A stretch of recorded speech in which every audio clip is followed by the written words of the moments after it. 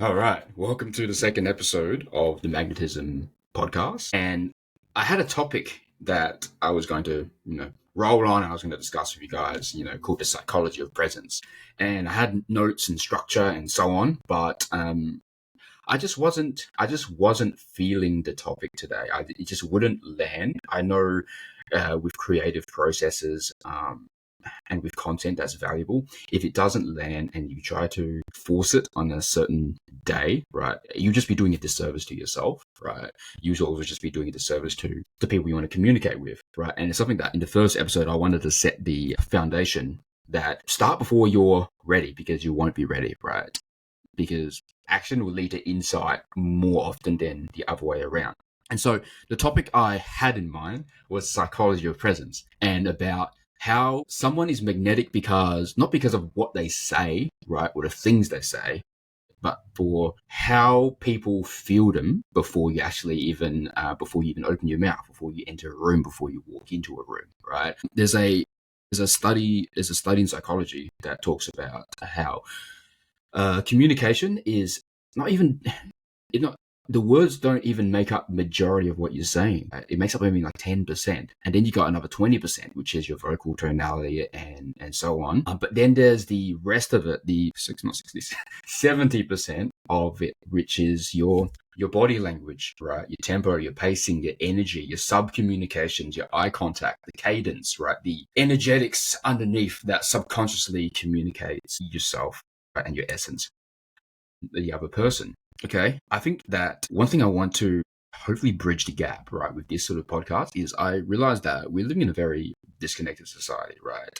We have more tools and technology and things which keep us more connected than ever, connected, right? But we're also becoming more, if we're not careful, disconnected from our roots and our essence, right? Of really being able to read, being able to cue and ping off of, and also communicate in the way we've always communicated across years and centuries and so forth. And so what I mean by this, right, with people, we got mirror neurons, right? And we can ping off of how someone feels when they're feeling happy or sad or a little bit tense or apprehensive or open, right? Or trusting and so on. Okay.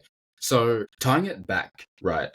These kind of conversations, and even, for instance, just getting on and riffing and embodying, right? Whatever it is that's true, it would be a step, right, in sending that signal and transmuting, not transmuting, sorry, setting that signal and communicating these things, so we have a conversation about it, right? So the thing with presence, I think, and this is where social media can be a little bit tricky sometimes, right?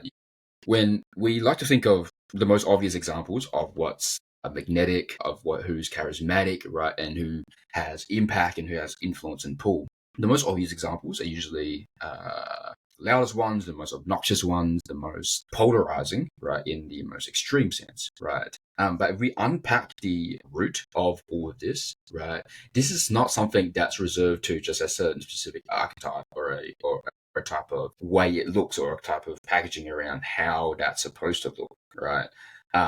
Because I believe the universal truth, right, is what you can extract and what you can use, right, and what you can understand and what you can use to internalize for yourself. So then that expression becomes congruent to you are.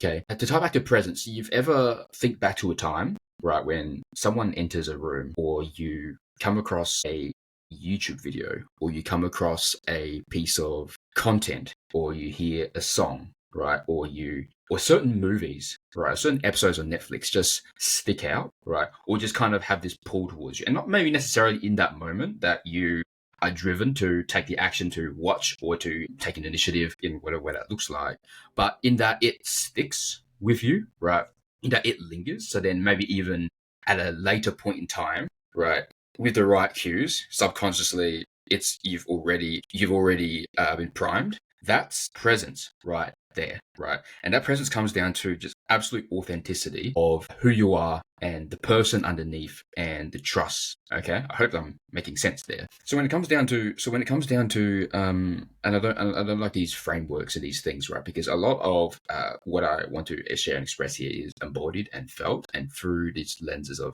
communicating it. would be helpful and useful, right? So that you can take away from it. And this will be especially helpful in the age of artificial intelligence, right?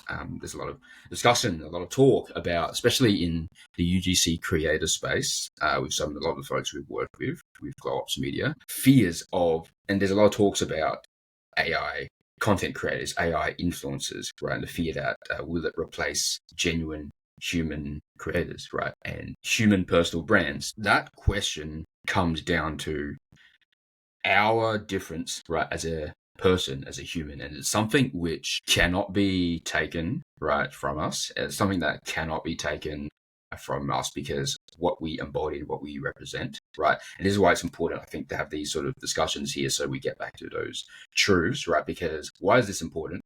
This allows you, first and foremost, to basically become AI proof, right? Not just recession proof, but AI proof in the sense here, right? This is how you AI proof your personal brand, by learning and understanding these points and these topics here, right? Because in the imperfection, even just waffling through all of this, right?